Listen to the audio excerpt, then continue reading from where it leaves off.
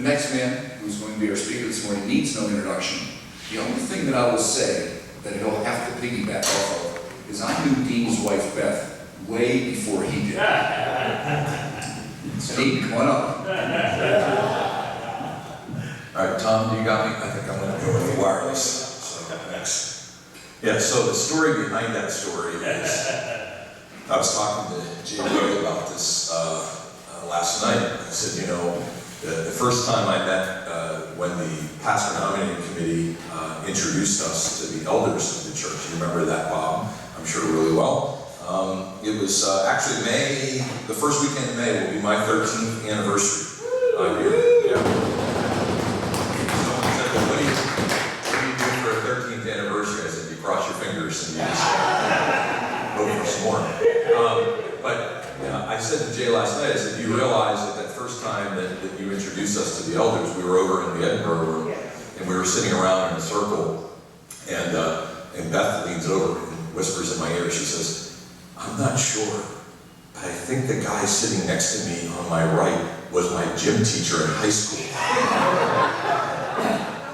So, yeah, that was cool.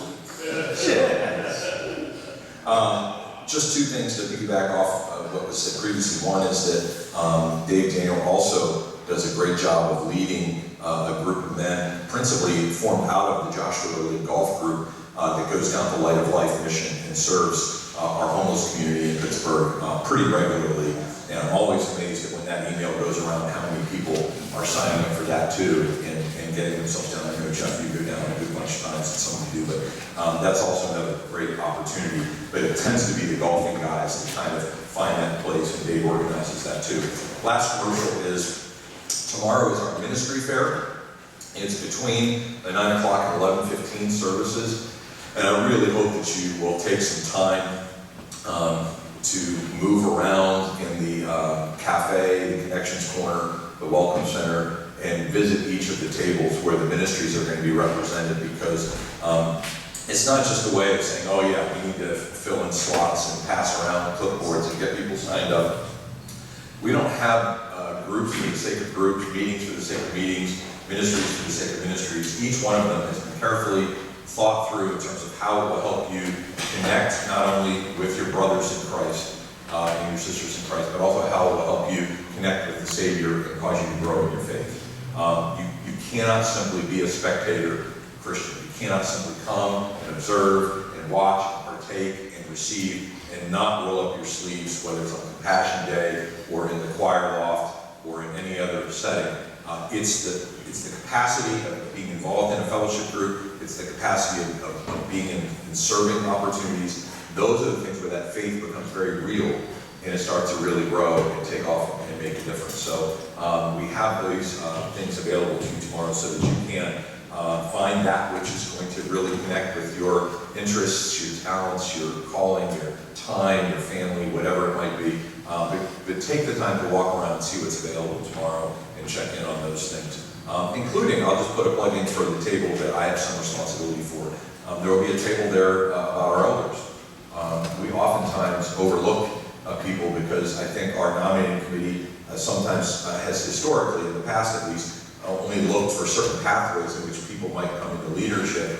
And Steve Little about 2 years ago, and now Chris O'Rourke this year, is helping us to look more broadly into our church in pathways where we maybe haven't identified previously people who would rise up into leadership positions in the church, such as being a deacon or an elder. So if you think that you have those kind of gifts, deacon and elder gifts, and no one's tapped you on the shoulder yet, and you're just prayerfully thinking, I wonder if I should be available to serve that way, stop by that table, talk to Deb Wagaman or Rick Corliss, and see about whether or not that might be what God has in store for you. We'd love to hear from you that way too.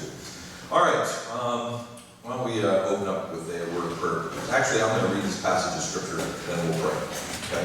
This is from Luke chapter 12, verses 54 through 56. Luke 12, 54 through 56. Jesus said to the crowd, when you see a cloud rising in the west, immediately you say, it's going to rain. And it does. And when the south wind blows, you say it's going to be hot. And it is. My grandfather always told red in the morning, sailors take morning. I don't know why you said that. You live in western Pennsylvania. There are no sailors anywhere close. Red at night. Sailors. Right, there you go. So, that's kind of what Jesus is talking about here. And then the kind little baby Jesus, not so much. Here he says, you hypocrites. You hypocrites. You see a cloud rising in the west, and you say it's going to rain, and it does. You see the south wind blowing, and you say it's going to be hot, and it is. Hypocrites. You know how to interpret the appearance of the earth and sky. How is it that you don't know how to interpret this present time? So often, what God is doing is readily apparent right in front of us, but for a whole variety of reasons we miss it. And Jesus is the primary example of that. There is the long-awaited Messiah right before their eyes, and they're missing it. In large measure because they're looking for something else, but they're missing it. What I'm going to speak on in just a few moments is very similar to what I did at the Friday morning men's Bible study a number of weeks ago. So those of you who are part of the Friday morning study, hang in there with me. This is going to be a lot of repeat information, but there are some new things to expand that and add on to it a little bit. So hopefully it'll keep you engaged and interested as well. But to that effect, if you join me as we pray, it's pretty big. Lord, thank you for these men. I love that phrase that Corky mentioned earlier. Men need men. We do. We need each other, Lord. And I pray that you would use me during this time as one guy who can be iron, who can sharpen a bunch of other guys who are iron, and that they will in turn sharpen me back again. And that, Lord, as iron sharpens iron, we will be equipped, prepared to be faithful witnesses and to the places and to the people and the times in which we live. We ask these things to your glory, to your honor, and to your praise. In Jesus' name, all of God's people together said, Amen. One of my favorite movies of all time is the Outlaw Josie Wales. Anybody Outlaw Josie Wales kind of fan? It's like one of the greatest movie lines of all times. If you remember that scene where this group of homesteaders is kind of making their way across the desert, and the bad guys have them, and there's this Native American Indian who's been a friend of Josie Wales who's caught up with them, and so he's with them and a couple of these homesteaders, and the bad guys are taking them off to traffic them and sell them, and they get to this point where the sun rises up over the horizon, and there's this silhouetted figure of Josie Wales up at the top, and the Native American guy kind of looks at him and says, okay, he's got the sun at his back, that'll give him some advantage, and he's sizing up, and he rides down and goes, okay, spit now, and he spits, and the whole thing. And then he says, and this is the great line, it's one of the greatest lines of all times, he says to the old lady, he says, get ready, little lady, because hell has come to breakfast. It's just one of those, make my day, classic Clint Eastwood movie kind of lines. But, I love the Outlaw Josie Wales because it is what, in terms of popular culture, we would call a classic Western. It actually is a classic Western. But the classic Western format actually gets applied to all kinds of movies and storytelling. But the classic Western is not actually the origin of the actual narrative that it follows. It's actually predates the classic Western by, from the beginning of time. So, a classic Western format starts with, Josie Wales. Josie Wales is he's a farmer in the Midwest, minding his own business, raising a family. Everything is pretty good. Then a group of bad guys come along.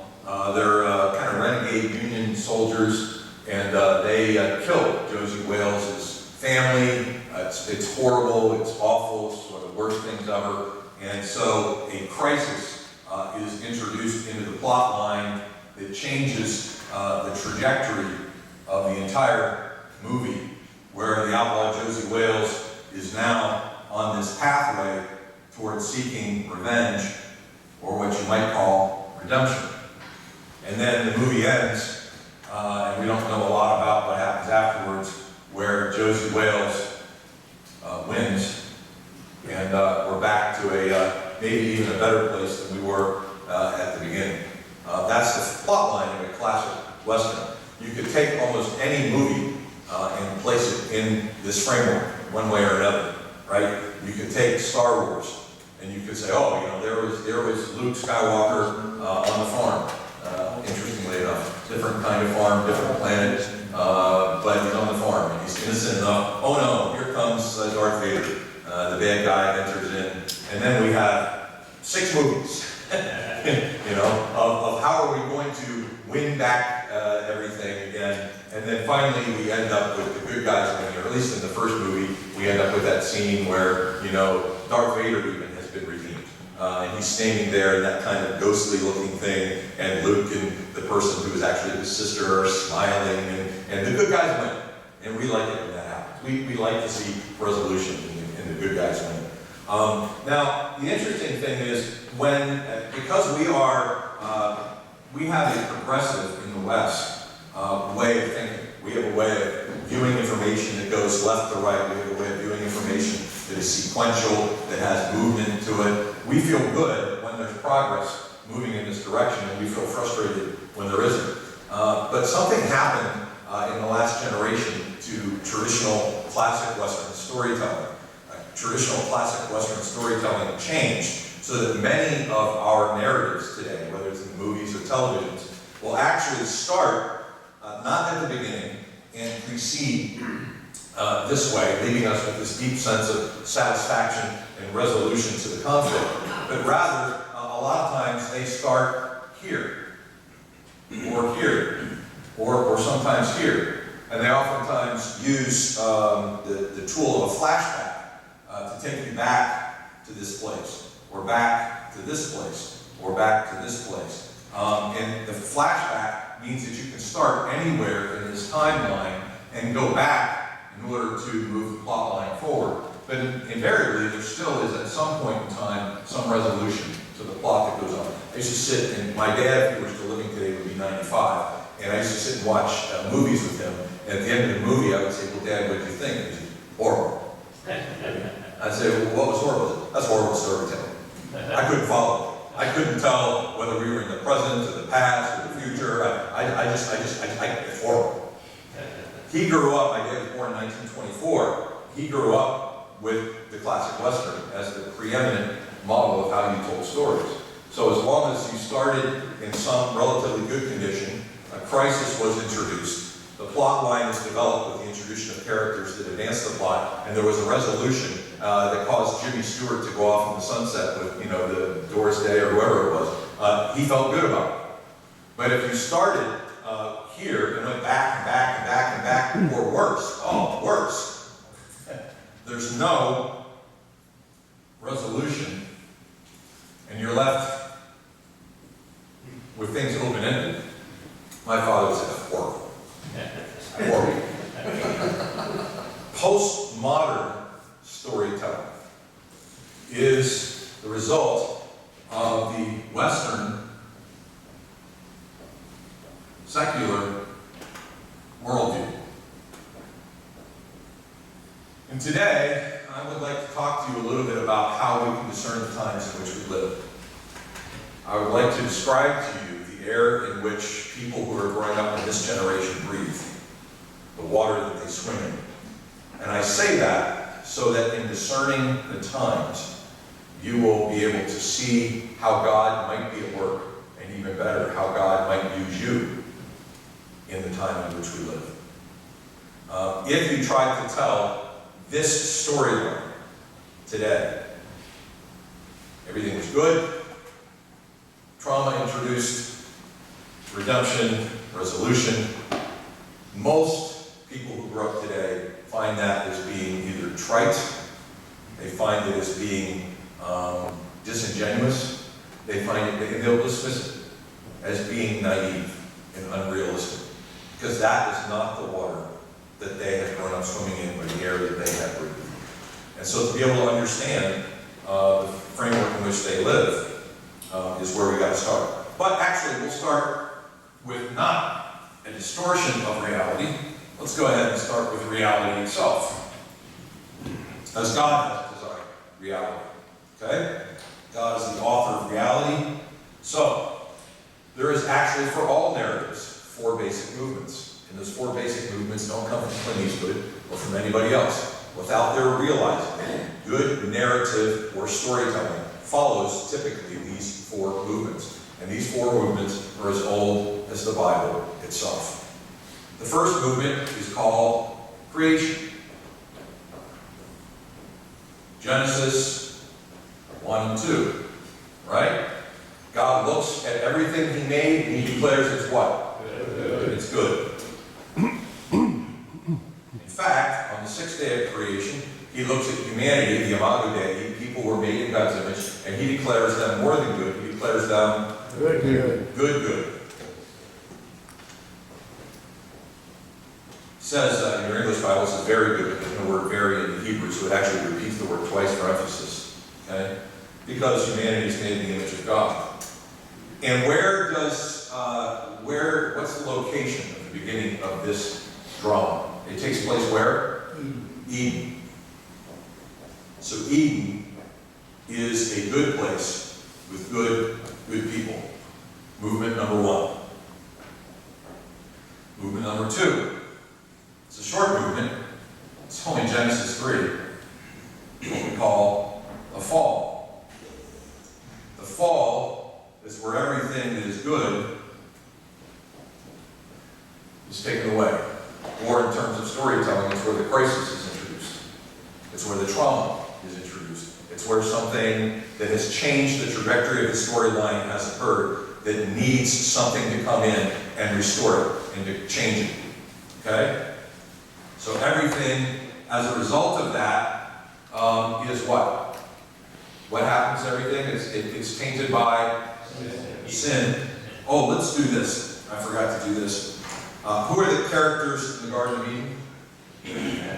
All right, Adam and Eve, God, and Satan. So you've got the protagonist, the antagonist, and the initial townspeople. Okay? Same group of characters comes over here. Crisis is introduced. And now we have sin. And what happens to Adam and Eve who were in Eden? They're thrown out. Thrown out of Eden. And the curse is, of course, placed on them. And they're going to go out into the wilderness, if you will. All right. So the next movement is the longest one. It's number 2. This one is called redemption. It's how the plot begins to resolve itself. And you're going to have all kinds of different characters that are introduced along the line that come alongside of our protagonist in his battle against the antagonist, if you will. Okay? Some of those people early on are Noah, Abraham, Moses, David,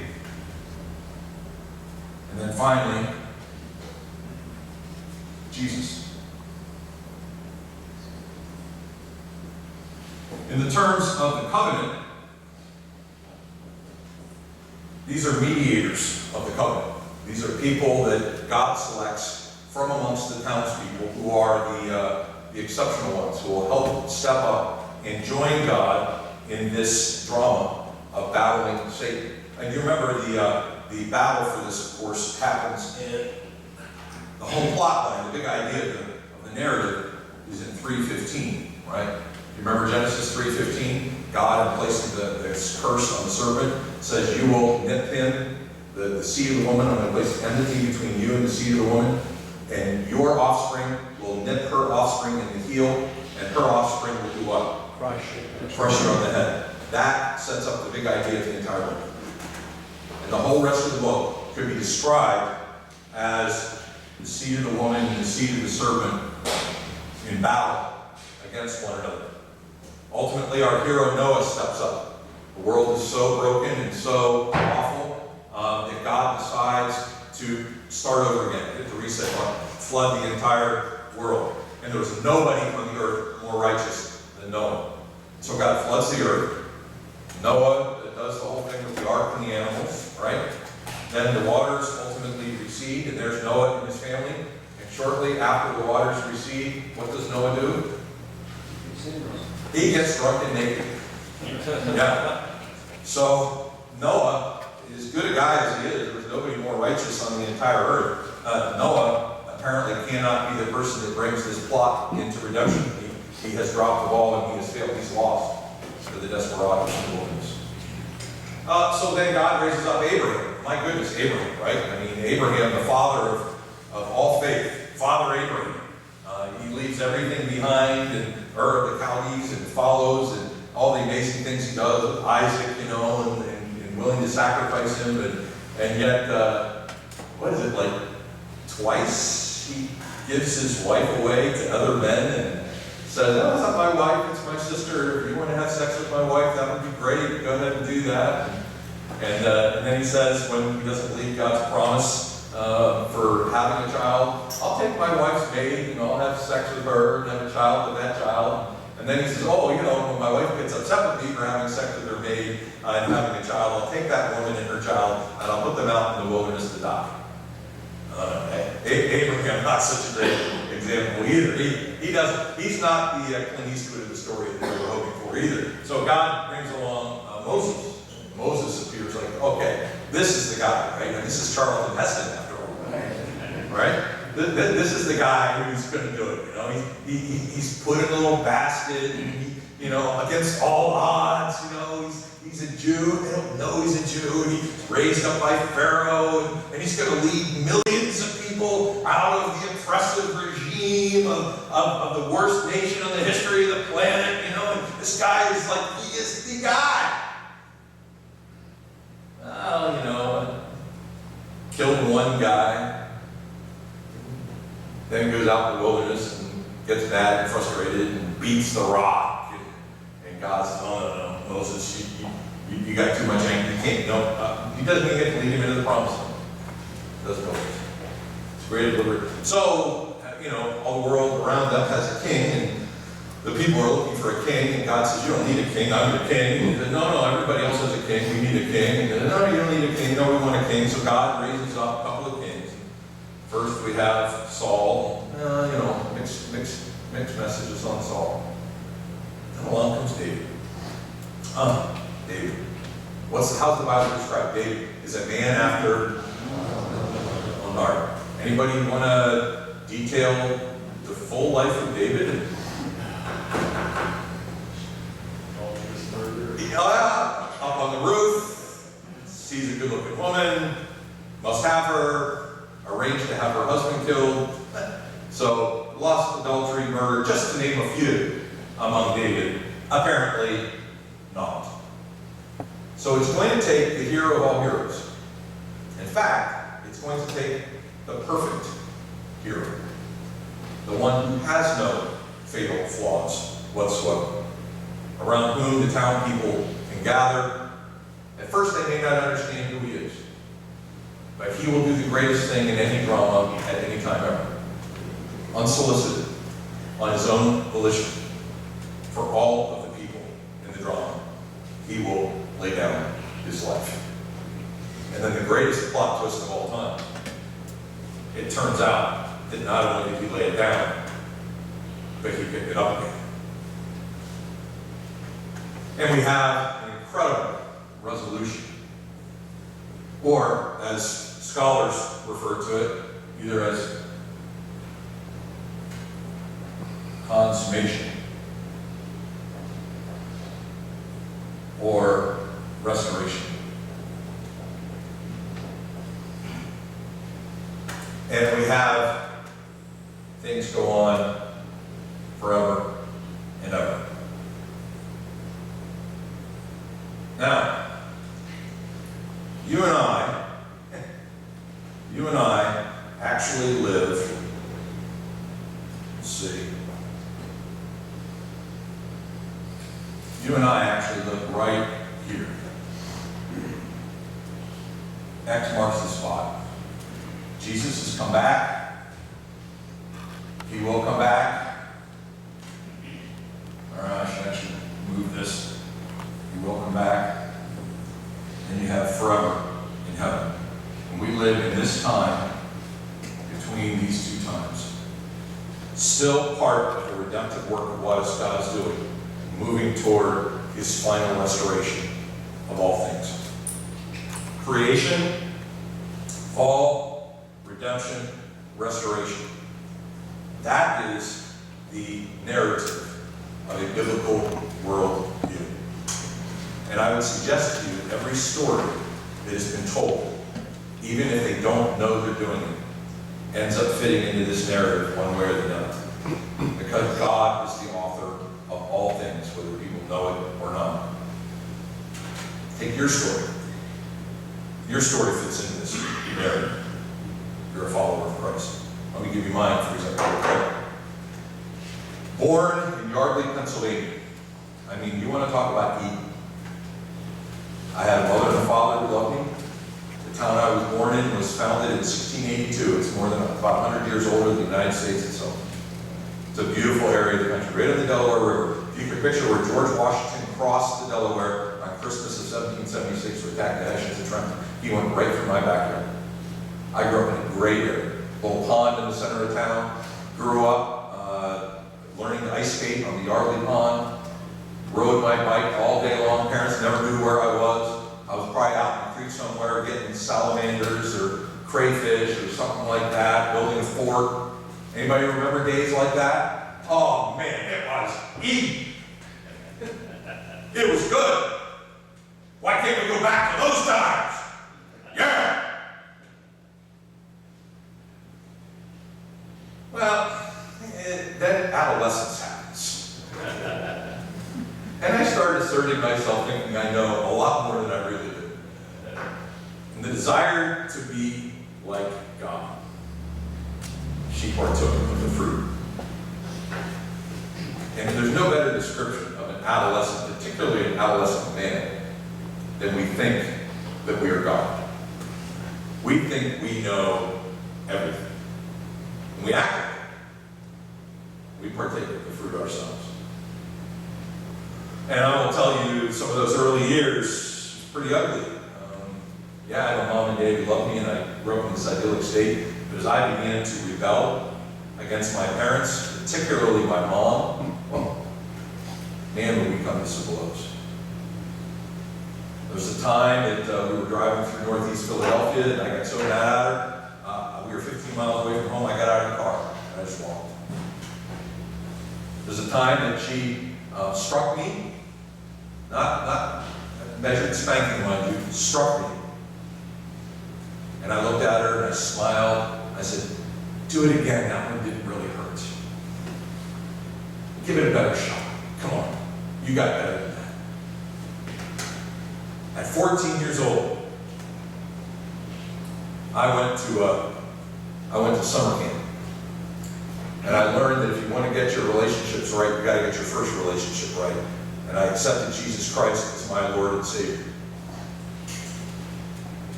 And all of the other things, Sunday school, going to church, being a good kid, trying to do right, none of those things worked.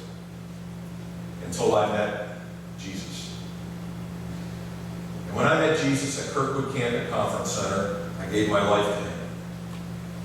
And for the last 41 years, I've been living in this space right here, moving towards this reality. Living in light of his redemption, focusing on his restoration. And I'll tell you, there's a lot that's gone on in those 41 years. I could take that off the screen and blow it up and give you a whole lot more. You can call it the Book of Acts. The Acts of Dean the Apostle. You can do the same thing with your story. You can take any of your stories, you can talk about how it started, you can talk about what happened, how Jesus stepped in, and what your life is like now. Every story fits into this story at some point or another. Okay? Every story. Now, you turn with me in your Bibles to 1 Chronicles, chapter 12, I'm going to take you into the story. It is the story this generation is telling, and the story they're living. The water in which they swim, the air in which they breathe. In 1 Chronicles chapter 10, Saul dies. Chapter 11, David becomes king. 11 and 12, we have this recounting of all of the warriors that came to join David, defecting from Saul, to join his battle so that David would become king. The summary is in chapter 12 and verse 22. Day after day, men came to help David until he had a great army like the army of God. And what happens in verses 23 through 38 is a listing of the people from the various tribes and the numbers who came to support David. It's kind of a chronicling, if you will, of that group of people. And you'll see 6,800 men of Judah carrying shield and spear came for battle. The men of Simeon, they had 7,100. You go down through the list, Levi, even the priestly version, 4,600. And we even have some names of some of the leaders that came. Impressive are the men from Ephraim. Wow, they brought 20,000 men to support David. Even the half-tribe of Manasseh brought 18,000. And the list goes on to the end of verse 38. But right in the middle of the list, right buried in the middle of the list, you'd almost read over it and not pay attention to it if you didn't notice it and have it call out to your attention. Look at verse 32. The sons of Issachar. The word there is men of Issachar, but a better Hebrew translation is the sons of Issachar. Who did what? How are they described? They are people who understood the times and knew what Israel should do. How many tens of thousands do they bring? 200. All of the other people who are in this list bring swords and spears and other typical battle armaments in voluminous numbers. But the sons of Issachar, only 200. The weapon that they bring to coming alongside of David, the scripture tells us, is they are men who understood the times. All he needed was 200 leaders who understood the times, and the tide against Saul would turn, and the reign of God's anointed in David would begin. 200 men who understood the times. I don't have 200 here this morning, but I'm about to give you a little understanding of the times in which we live. Remember this framework: creation, fall, redemption, restoration is the narrative, if you will, of all stories, whether people know it or not. Now,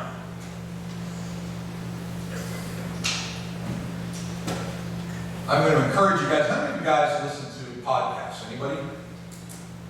I was at a meeting of pastors, EPC pastors in January, and I knew I was an old guy because we do this thing every year when this group gathers. We go around the room. What one book have you read this year, and why should I read it? Why should we have to read it? So we all go around and say our book that we read. And so we did that. We went around the room, and everyone said the book that they had read. And then when we were done, one of the guys in the group goes, "Could we do the same thing with podcasts?" To which I leaned over to the guy next to me and said, "What's a podcast?" Like, okay, I'm getting really, really old. But the amazing thing is we went around the room and everybody had a podcast. And the one guy, one of the youngest guys in the room, encouraged us to read a podcast called This Cultural Moment. I encourage you to go to Podbean or go online and get that podcast. There's 3 seasons, about a dozen to 15 episodes per season. And if you have to drive somewhere that's 20 minutes to a half an hour, just put it on in the car and listen to it as you're driving somewhere. Be a great way to redeem the time.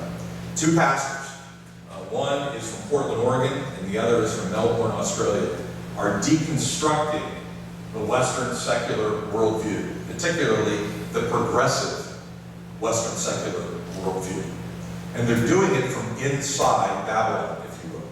They self-describe themselves as pastors in progressive urban cores.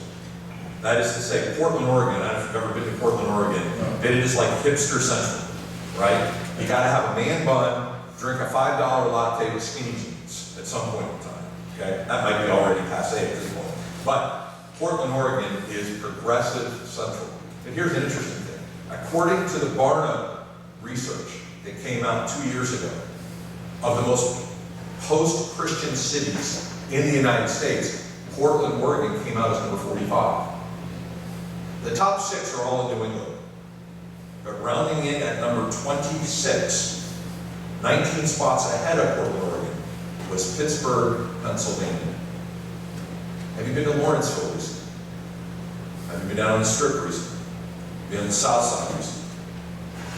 We live in an increasingly progressive community where the Western secular worldview has taken root and is becoming, if it's not already become, the water in which the next generation swims and the air in which the next generation breathes.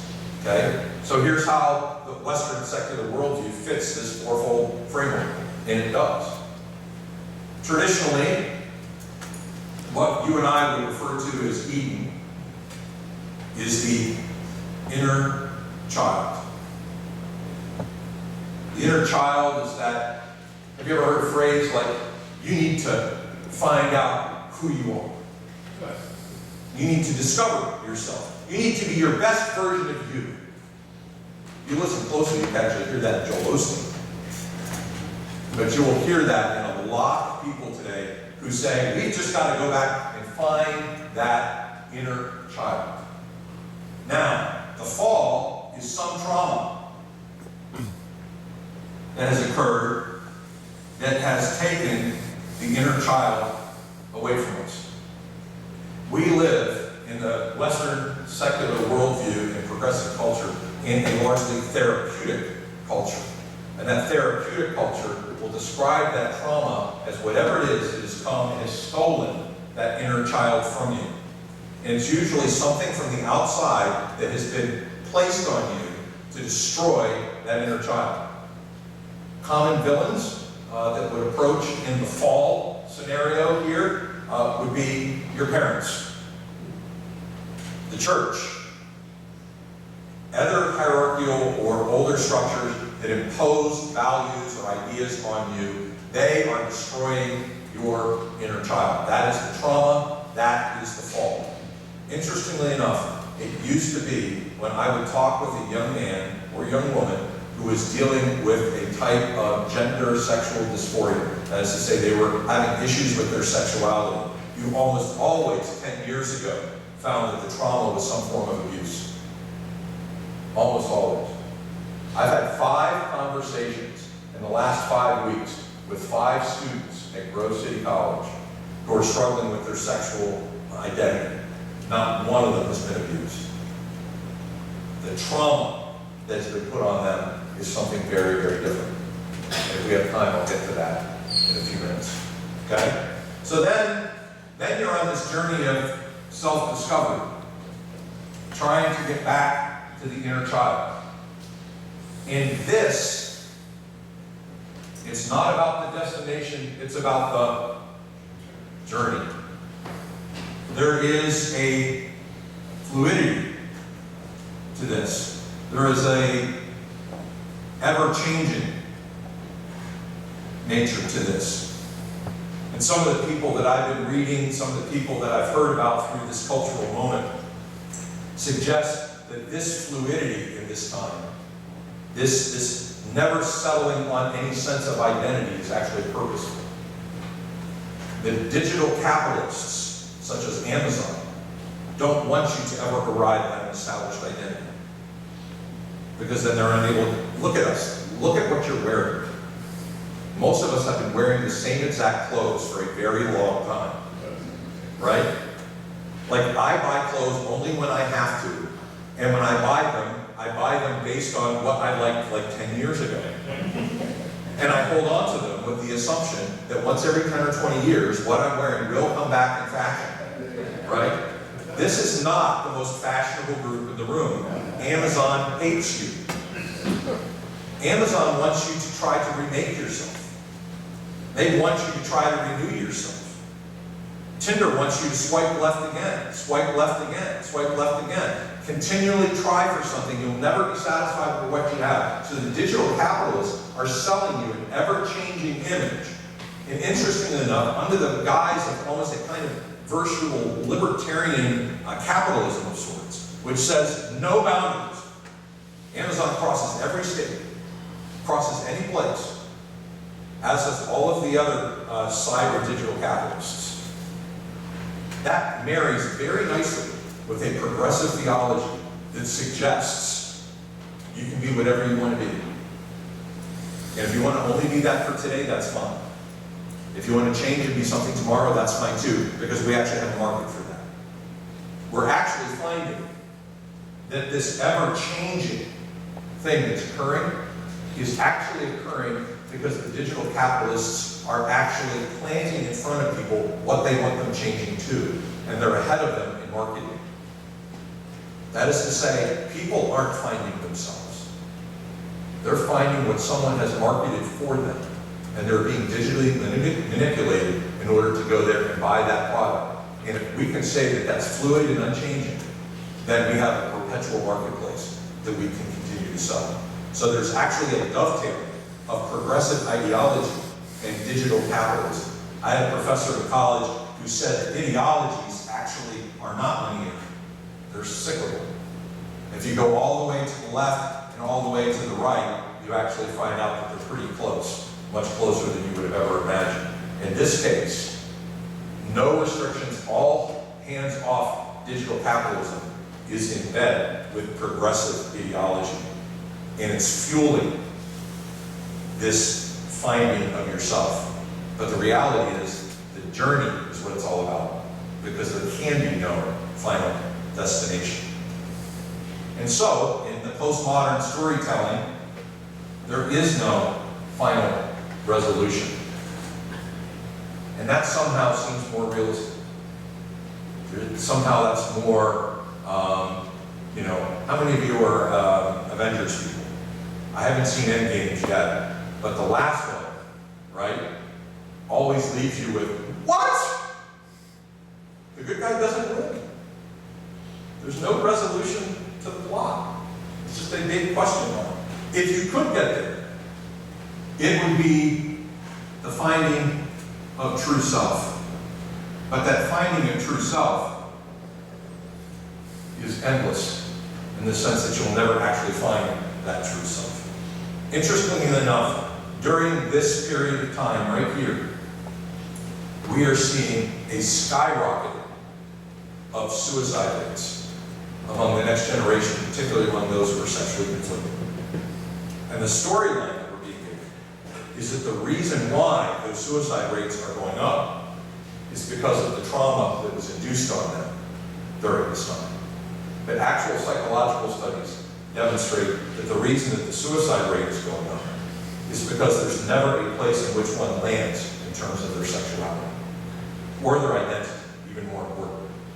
If you can't have a set, fixed place to which you're going to form and shape identity, it leads to a crisis of anxiety, and we're seeing anxiety among 18 to 24-year-olds, the likes of which we have never seen before. So the spiking suicide rates are higher than we've ever seen. I had one of those students that I mentioned who came to see me, smart kid, really smart kid, had done some of the research on some of this. And he said, it's not possible, statistically speaking, that these traumas are the cause of the increase in suicide rate. He said, and I'll tell you why. He said, I just read a study that compares the suicide rates in Auschwitz to the suicide rates among sexually conflicted teens. And the suicide rate among sexually conflicted teens is higher than that which was in Auschwitz. His point being, the trauma of Auschwitz, which is far greater than probably any human trauma that you can imagine, didn't produce that kind of exponential suicide rates. Therefore, it can't be the trauma that's the cause. The cause is that the people who were in Auschwitz had something that they were moving towards, some kind of hope. And that's where you come in. You and I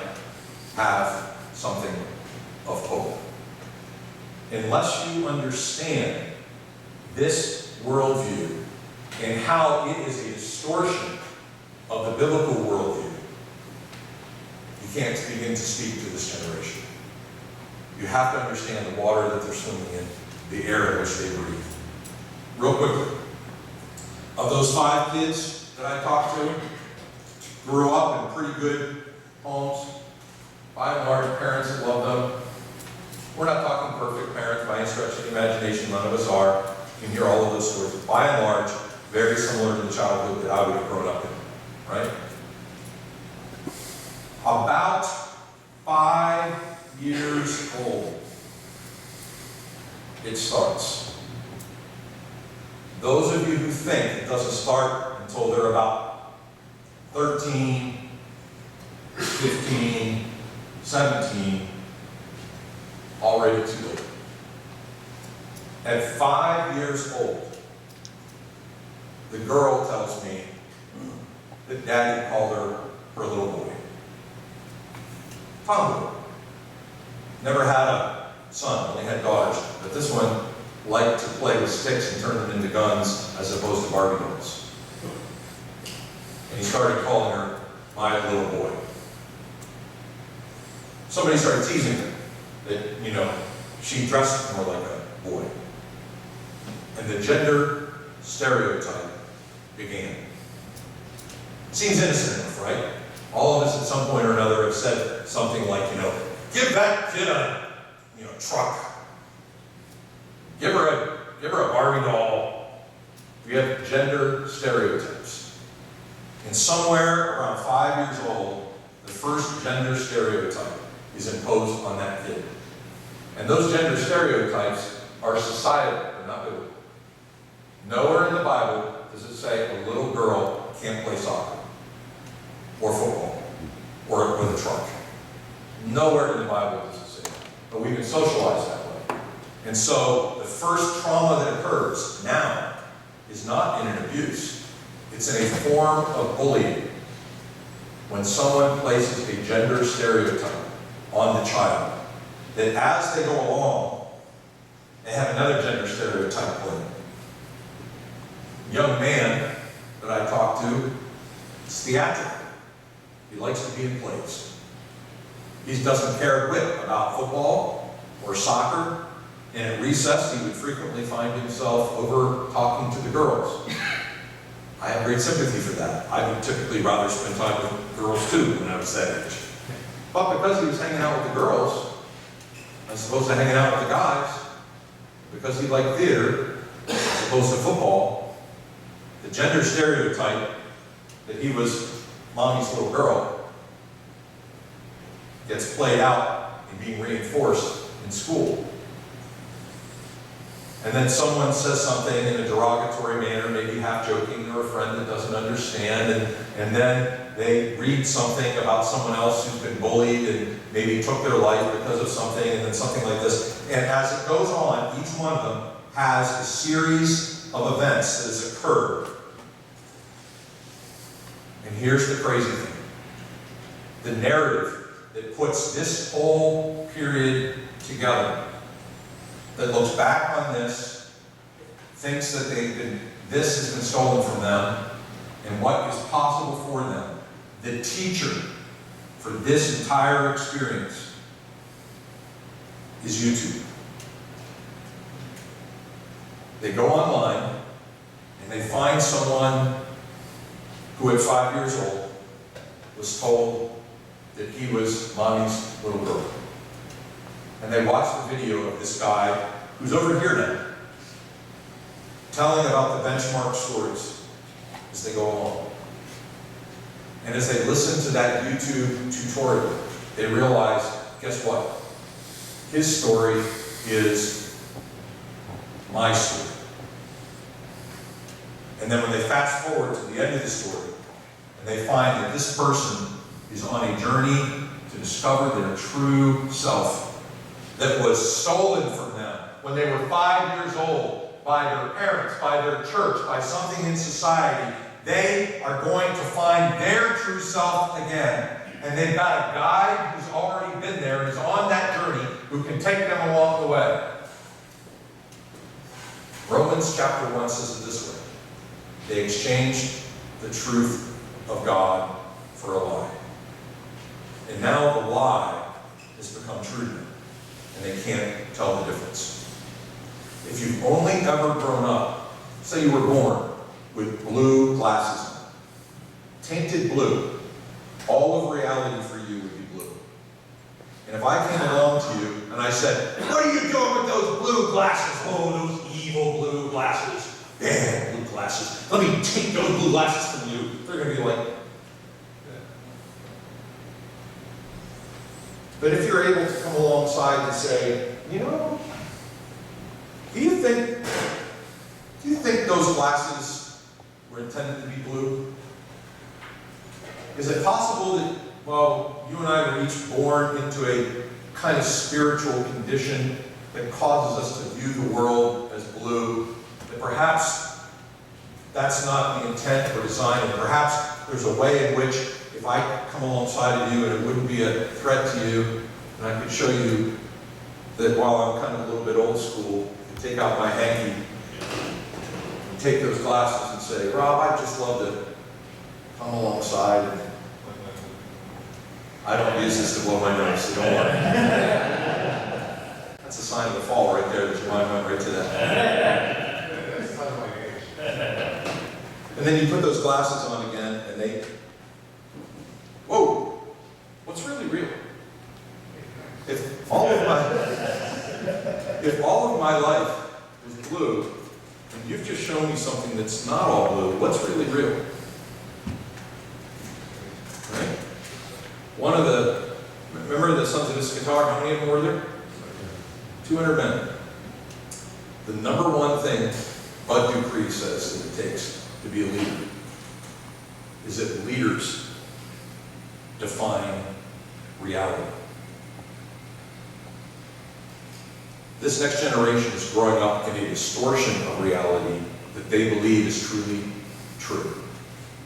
The water in which they swim, the air in which they breathe, the narrative that they have been taught is a distortion of the actual narrative that is truly true. And at some point in time, as you get to know these young men and women, and first of all, listen to their story, connect their story, not to YouTube, connect their story to his story. And you can remind them that yes, they were created to be good, in the image of God, good. The trauma that came in and took that goodness away wasn't what someone said to you when you were little, or even what happened to you when you were little. And I don't mean to diminish that trauma that might have occurred. Those traumas that have occurred as a result of the original trauma that has infected all of us. The water in which we all swim, the air in which we all breathe, has been tainted by sin. But Christianity is the only world religion that actually lays out this plan and shows you what God has intended to do about it. In fact, what he's done about it and how that can impact you. When they can see that their story actually can fit into God's story, and actually takes off the glasses and cleans them from the blue to the way reality really is. What is really real is not the distortion of what you have been seeing. What is really real is that God, who is the author and giver of all of life, his story is actually designed to integrate into and transform your story. All it takes is 200 sons of Issachar to discern the times. H. Richard Niebuhr, back a long time ago, wrote a book called Christ and Culture, in which he postulated there were 5 different ways in which Christians approach the cultures in which they live. I'm only going to share with you 2 of them, because well, I'm going to share 3, but 2 of them are the way in which most Christians respond. The third is the way I think we're called to respond. The first is called Christ against culture. If you were here when we did For the Life of the World, they talk about that as taking a fortified approach. It's us against the world. The world has changed, and the change is bad. And we are going to fortify ourselves inside our churches, inside our small groups, inside our colleges and seminaries, inside of our Christian ghettos, with our Christian music and our Christian activities. We're going to fortify ourselves from the world and protect ourselves from the world, because the world bad, the kingdom of God good. Fortify yourself. Christ against culture. That is the posture in which many are taking, because we have moved from a Christian era to a post-Christian era. And now that we find ourselves on the outs, many are taking a fortified view. And that is not the biblical view. Second, there are some people who take what Niebuhr calls Christ above culture.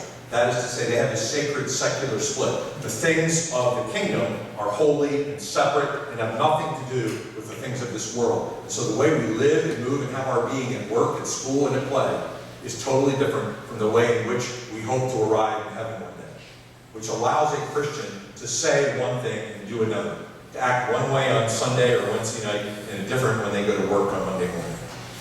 It's a sacred secular split. The Bible does not teach Christ above culture. The biblical worldview actually teaches a redemption that has already been accomplished in Christ, to which you and I are called into, to restore all things. It's a Christ redeeming or restoring culture view, or Christ transforming culture, as we would call it. That's the view you and I are called to. But before you and I can join Jesus in restoring all things and making them new again, you have to understand the times in which we live. You have to accept the fact that we now live in exile, that the dominant worldview has changed. The greatest time of going to church in the history of the United States happened right after the Second World War.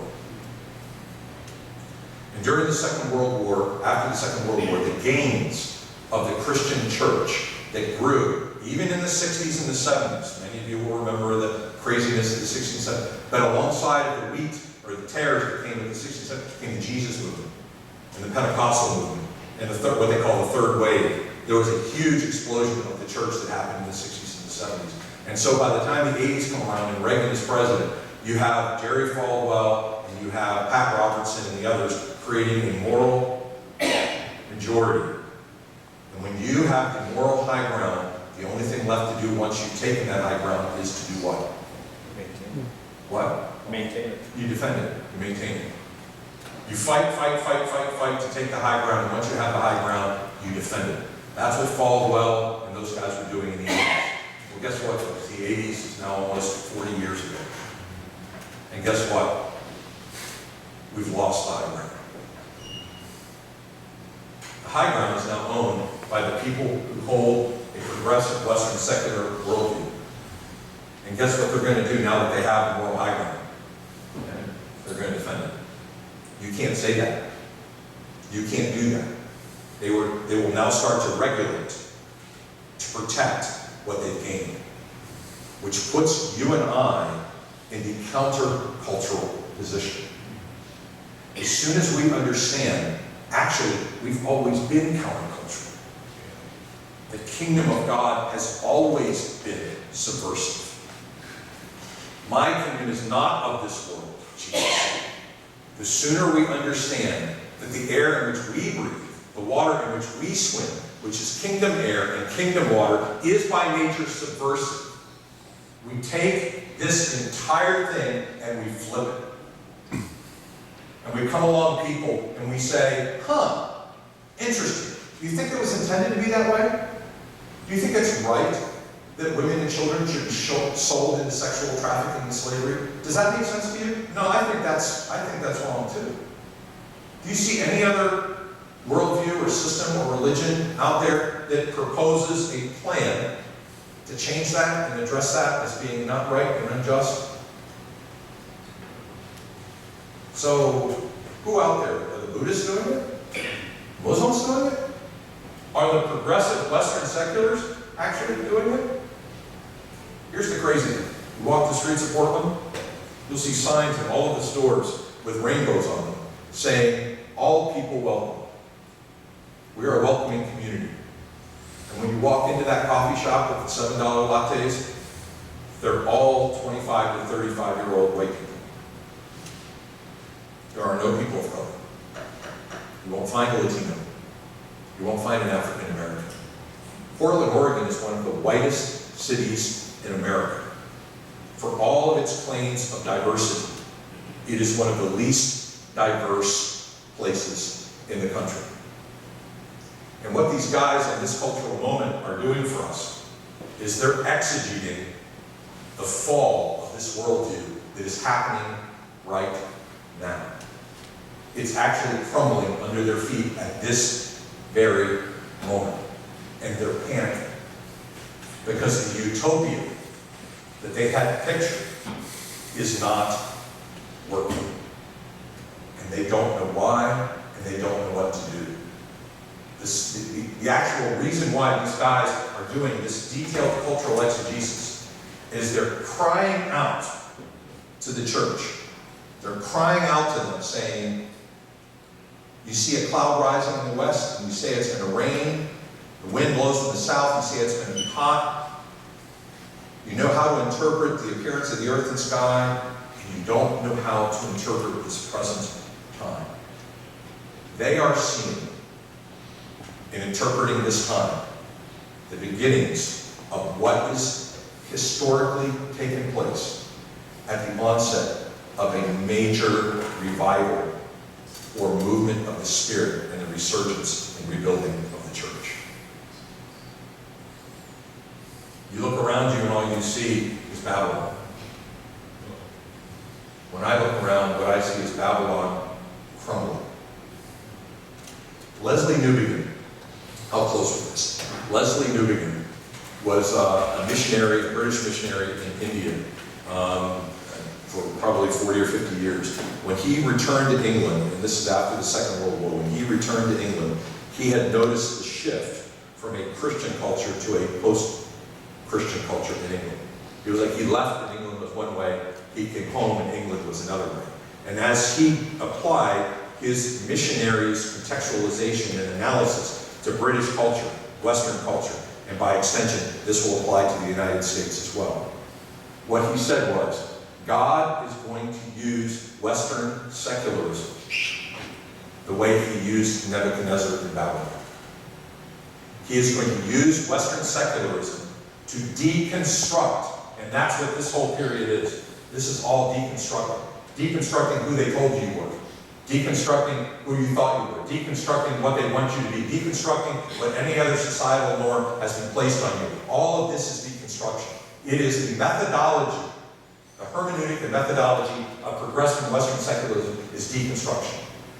Rewriting history. Okay? Remember we talked about when you gain the moral high ground, the only thing to do is defend it? One of the ways in which you defend it is you have to rewrite its history in order to defend it.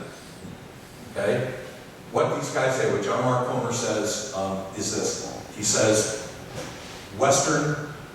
progressive Western secularism's worldview is deconstructing every institution in Western society. And God is going to use progressive Western secularism the way he used Nebuchadnezzar to tear down every structure, including the church, if need be. Every structure that calls for human allegiance apart from God.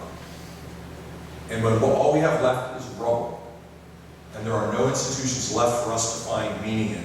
Comer calls it the kingdom without the king. When that's left, people look around, then we're ripe for revival. And we're in the process of doing that. And according to these guys, they think it's actually pretty imminent. So all I'm saying to you is, would you be sons of Issachar? Would you discern the times? Would you learn our story? Would you interpret with patience and humility and understanding the story of those who are coming behind you? Your children, your grandchildren, some of your peers, neighbors, friends, understand where they're coming from. And when they find the futility of this deconstruction leading them to nothing, tell them you have a story that leads them to making all things new again. A place where there's no more crying, no more tears, no more cancer, no more sexual slavery. All of it's gone away. Do I have time for the questions? Right now, it's 10 o'clock. Okay, so I'm going to turn around and give you guys, these are some questions I want you to think about. I've used up all of our small group time. The joke between Corky and Dana beforehand has turned out to be prophetic. Corky asked me how much time you need. I said, oh, maybe 30 minutes. Dana said, if you let him, he'll talk all day or something like that. So, pretty darn close. Here are some questions for you guys to take home. Where do you see the Western secular worldview at work in the world in which you live? Think about that. At work, at play, relationships, children, friendships. Can you identify anybody in the next generation who is swimming in that water, breathing that air, and has bought that narrative and thinks that that's distortion of reality is probably true? Can you name someone? How can you use this understanding that you've gained today to come alongside of someone in this next generation and strike up a relationship with them that will patiently listen to their story and take them back to the redemption story? And finally, name that person and begin to pray for them. Very practical. Just pray for them. Might be a son or a daughter, might be a neighbor or a friend, might be a coworker, but name that person and start praying for them and look for the opportunity to share God's story with them. The interesting thing is, your story is already in line with God's story. And because this generation is so highly relational and so relative in terms of their view of things, start with your story. Creation, fall, redemption, restoration. Put it in that fourfold framework. Start with your story. Look at their story. Listen to their story. Compare your story and their story back to God's intended story and see if there isn't more hope there for them than what they've been given by the false narrative of the progressive Western secular worldview. Okay? All right, sir. Yeah. All right.